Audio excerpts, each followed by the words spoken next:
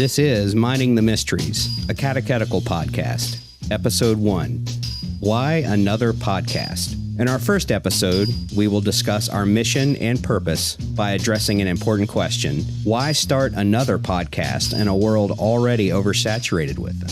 We'll explore the significance of catechesis and its unfortunate scarcity in many contemporary churches. We'll also emphasize the importance of reclaiming the profound richness of authentic Catholic formation. Additionally, we will explore the challenges present in the modern world and how the church teaches us to overcome them. Whether you're a lifelong Christian or just starting your journey, we invite you to join us as we mine the mysteries and dig deeper into our faith. Welcome to Mining the Mysteries, a catechetical podcast that explores the depths of our Orthodox and Catholic faith in the English tradition. I'm Matthew Stewart, Digital Media Director for the Anglican Province of America, along with your hosts, Father Wade Miller and Father Randall Russell from St. Philip's Anglican Church in Blacksburg, Virginia. We're glad to have you with us as we dig deeper into the faith that was once for all delivered to the saints. Hello, everyone. We're excited to have you with us as we embark on this new podcasting venture. Since this is our first episode, we'll start with a brief introduction, and then we'll jump right in. So we'll start off with Father Wade Miller from St. Philip's Anglican Church. Father Miller, you want to tell us a little bit about yourself and your background? Yes, I've been at St. Philip's as the priest here for over 8 years, and prior to that, I was a Lutheran pastor for almost 10 years, and went to seminary, a couple of different seminaries before I ended up going to Concordia Theological Seminary in Fort Wayne, Indiana, and graduated with my MDiv degree. And I went to Westminster in Philadelphia, and also went to Reformed Theological Seminary. So, yeah, very excited about this, excited about the content, the topics that we're going to be discussing, and looking forward to working with my partner in crime here, Father Randall Russell. Father Randall, want to give us a little bit of a background on yourself? Sure. I'm Father Randall Russell. I've been here at St. Philip's for about 5 weeks now. Before this, I was at a parish in Florida. And before that, I, like Father Miller, was a Lutheran pastor for almost 10 years, served congregations in Iowa, Michigan, and New York, and happy to be here. Awesome. All right. Well, I guess we'll go to me now. My name is Matthew Stewart. Folks call me Stu. I am the Digital Media Director for the Anglican Province of America. I am a parishioner at St. Philip's. I have been working for the diocese almost 2 years now, but I've been working in technology for well over 15 years, both private and government. Anyway, we're going to jump right into the material here. Father Miller, why don't you tell us why in the world do we want another podcast? Yeah, well, it's not because we need another talking head. That's not why we're doing this. It's not because we think we're smarter than anyone else. I think the real reason is we believe that primarily this is a resource for our parishioners at St. Philip's, but we invite others to listen in. And one of the things the church has been suffering from for many, many years is a lack of catechesis, a lack of instruction. And what we're hoping to do is not just give you an encyclopedia of theological facts, but to really understand the biblical text and how that plays into our liturgy, plays into our formation, our understanding. And so even though there are very good podcasts out there that are doing some of these things, we are doing this with really St. Philip's in mind, knowing that I think others will really appreciate this, and I hope that they benefit from it. So, yeah, anything you want to add to that, Father Randall? Yeah, to go off of what you said, the purpose of this is catechetical to serve the congregation, and others may gain a benefit from it as well. Go through our liturgy, go through why churches do what they do, and really just focused on catechesis. Yeah. And I think along with our intent, our goal, our purpose is to get beyond, church speak and cliches, and really the minding of the mysteries does not mean that we're trying to figure out mysteries. They are mysteries for a reason, but understanding how the tradition of the church has really helped us. And I think one of the biggest issues today, apart from biblical literacy, is understanding anything about church history or the depths, the riches, the actual gold nuggets that we have. And so that's our hope, is to help people appreciate, understand, even educate about Scripture and the way it's understood throughout the church and throughout the ages. So, Father Miller, why don't you start out with the agenda and we'll roll right along here. Yeah, the way we set up at least the initial sessions, if you will, is kind of imagining walking into a church, walking in the front doors, and what do you see? And there's a lot to see there. But one of the first things, at least at St. Philip's, and I know many churches are like this, one of the first things you observe is the baptismal font. And in our situation, in our context, we have that right at the very entrance of the church. Soon as you walk from the vestibule, you walk into the nave, and it's right there. And there's a reason for that. And we're going to talk about what that is, and that'll be something we explore a little bit more in depth. But as you look around, you see stained glass windows. Again, I'm describing St. Philip's. You see stained glass windows, you see Stations of the Cross, you see icons. And then in the middle of the church, which is actually the sanctuary part, you see the altar front and center. And there's a whole reason for all of that. And what we're going to do is talk about our liturgy, talk about gestures, why we do what we do, why we say what we do, why we sing what we do, but also the architectural layout, which is also very catechetical. And there's a reason for all of that. And it's not merely just aesthetics, although beauty and majesty play a very important role in our liturgy. But it's also to communicate and to help people understand kind of living this life of Christ in the church year. And we're going to explore all of that. And so that's why we picked the initial, again, podcast sessions, is to give people a deeper understanding of those things. And how does Scripture relate to all of these facets of what we do? And I think that's kind of where we're going. I guess at the very beginning, and something Father Randall and I, you'll probably get tired of hearing this, but it's important, is that we are a church that is very incarnational. That does not mean that we just like to be nice to people. Incarnational means that we believe that God has become flesh, and ultimately we receive that flesh, that body and blood in the Eucharist, but it also is the reason why we're physical beings meeting in a physical space with physical objects that point beyond themselves and point to heaven.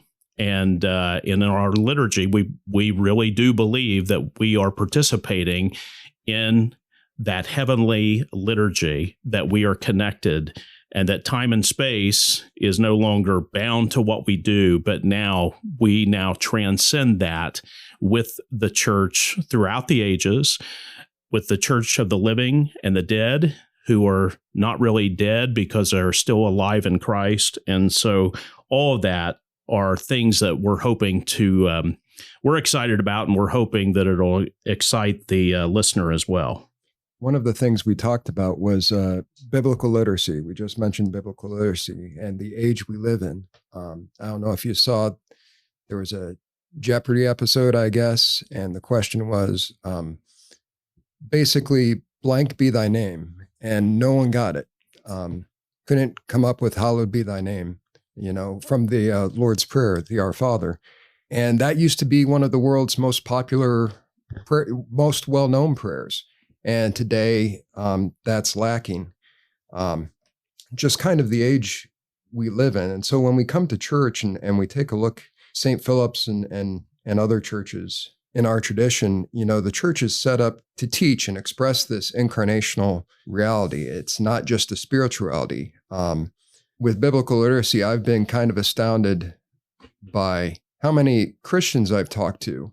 And I talk about the resurrection of the dead, something we mention, every Sunday in the Creed, and it's a big deal. Every Sunday is a mini Easter. And just not aware that there actually is a resurrection of the dead, not only in terms of Christ rising from the dead, but that our hope is the resurrection to come as well. And so when we look at all these things, the resurrection, that reality, God really does love the world. He's the one who created it. He's the one who sustains it, and he can't just stand by and watch it fall, in decay and sin and death. So God became flesh, entered our physical world in order to redeem the physical world. And we see that in the church and everything else. So you said one of the things we're going to constantly talk about, and I know it's a kind of a buzzword for us, but Gnosticism. And what exactly is Gnosticism? And I really believe that Gnosticism is the spirituality of our age, if you will. And Father, would you like to respond to that? Yeah. And for those that do not know what Gnosticism is or what that word means, I'll give you a very crass definition because there's many subsets of this. But really, what it is it elevates the spiritual over the physical in probably its best form. In its worst form, which you can read about in the book of 2 John, Docetism is the idea that the physical or the flesh is evil. And so in spirituality today, as Father Randall just said, our context is always kind of looking at the physical as a throwaway and only seeing that the spiritual is that which is important. And it comes out of a very Platonic and Neoplatonic context worldview. And so one of the struggles today is forget about, various religions outside of Christianity, but even those religions that claim to be Christian oftentimes are really captive by this Gnostic idea. And so the idea is God saves your soul and your body is just kind of a throwaway. You should probably try to be obedient, be submissive to God in your body, but in the end, it really doesn't matter. The only thing that matters is the soul or the spirit. So Gnosticism is that idea of the physical is either bad or it's subservient to the spirit, and what really matters is spiritual. So, for instance, I will go on a tangent here, but even oftentimes churches are made to look like movie theaters or whatever it is. Why? Because for them, it's all very utilitarian. It's all about having some kind of an emotional connection with God, but it's not seen as something physical. And I will just tell you, the first mega church I ever went into, there was absolutely zero religious symbolism. There wasn't even an empty cross or anything like that. There were theater seats, screens, the whole 9 yards. And what that communicates is that the consumer is there to get something, and that is usually some kind of an emotional or some kind of spiritual experience apart from anything physical. And so I'm not going to rail on mega churches and all that stuff, all the time. But that, I think, really illustrates the difference. When you walk into a place like St. Philip's, you realize that we are not the center. Christ and the Eucharist is the center. And yet at the same time, these physical objects, they are there as a means of reminding us of the ultimate thing we worship in terms of the physicality, and that is God becoming flesh.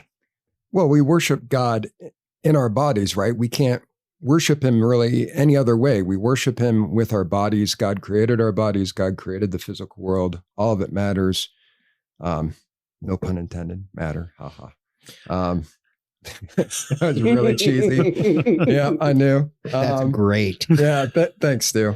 But when we talk about worship, I think for a lot of people, Christian worship even falls into kind of two camps. You already hit one, and that is feelings and emotions. The other is intellect, having the faith be all about intellect, what you know. And worship is so much more than just emotions and intellect. There's a physical presence. And when we talk about Gnosticism and spirituality and spirituality versus physicality and everything else like that, I think there's this understanding today, or this belief today, that worship, you don't actually have to be present in a church. Now, I'm not harping on, some people can't be, and that's sad. And that's what you and I do. We go and give them the sacrament and other things like that. But worship is coming into the presence of God in a physical place, partaking of a physical meal. All of this stuff matters. But when we divorce it from the physical world, worship kind of becomes a matter of the intellect or a matter of emotion. And if I don't have that emotional experience, then how do I know God is with me? Or if I don't know enough, how do I know God is with me? But God is still present. And I think we emphasize in the historic Christian faith, God becoming man. And so that presence, that's an incarnational reality, and that should be expressed in our worship as well.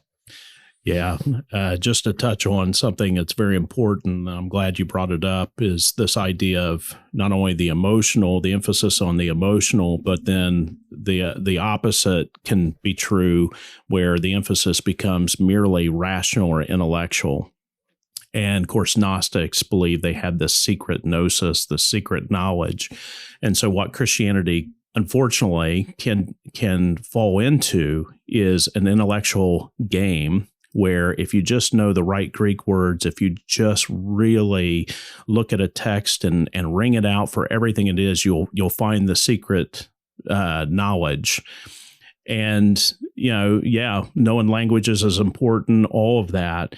But the church, our mother, is the one that really helps us understand the beauty, the multifaceted understanding of the depths of that knowledge. And ultimately, it's about drawing us to union with God in Jesus Christ. It's not just kind of a intellectual exercise, nor is it a spiritual, existential kind of connection with God. Those things can happen, but they're secondary to what really worship is. And worship is really coming into communion with God through Christ. And that's what we're going to be highlighting. That's what we're going to be emphasizing. So I've been in both traditions. Without giving my personal testimony, I'll spare everybody that. But I was in a tradition where it was all focused upon the existential, the kind of the mystical, the emphasis upon emotional.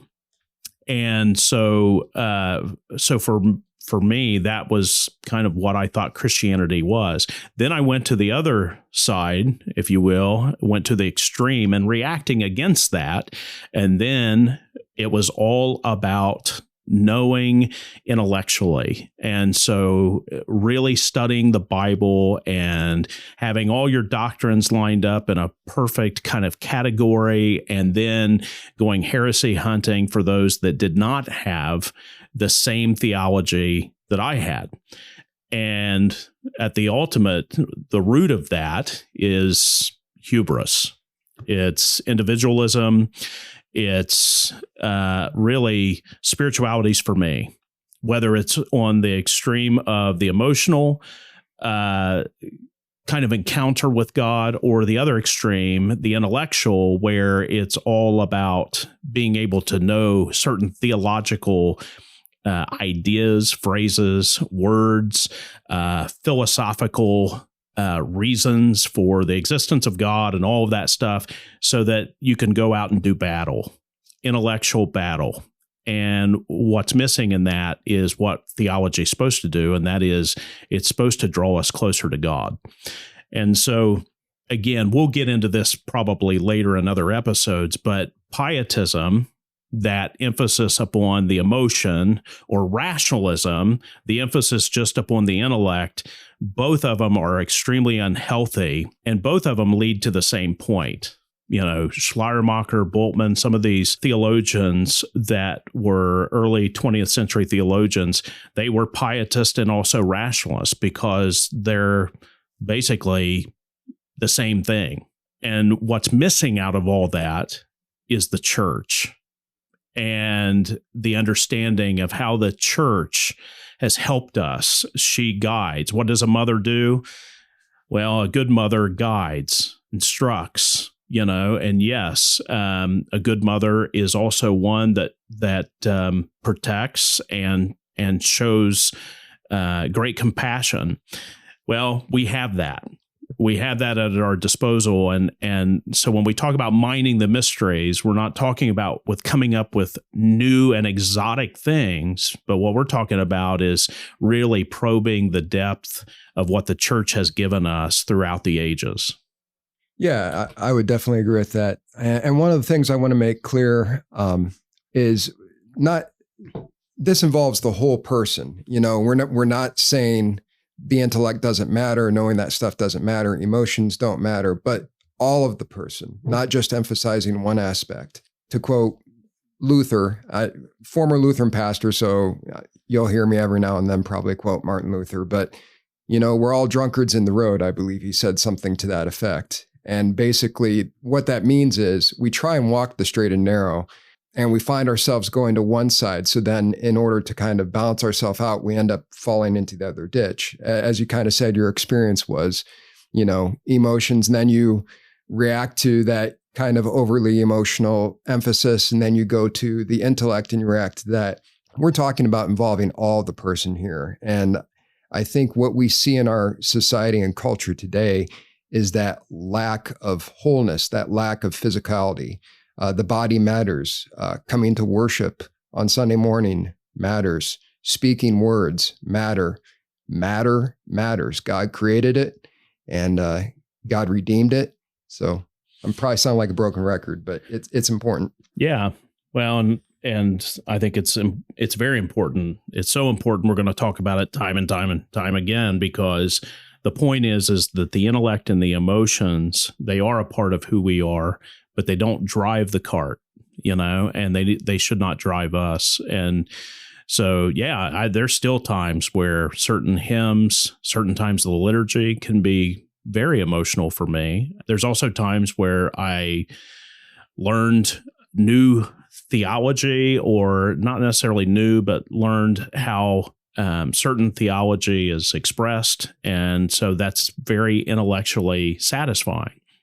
But as the late Father Richard John Newhouse always said, you know, we are to be peripatetic priests, and I would say we are also called to be peripatetic Christians, meaning walking. And walking that life means living it within the liturgy. And then that does not stop. We'll talk about this later. It does not stop when the Mass, the service is over. It continues as we then walk out those doors, and we are now living this out, or at least trying to live this out by God's grace to the best of our ability to bring honor and glory to Him. Yeah. And I think it's really important. So we're doing a catechetical podcast, and this isn't just about the intellect or about how it makes you feel. This is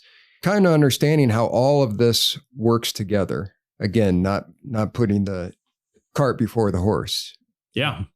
So we're excited. This will be great. And this episode is just merely to introduce what we're going to be doing.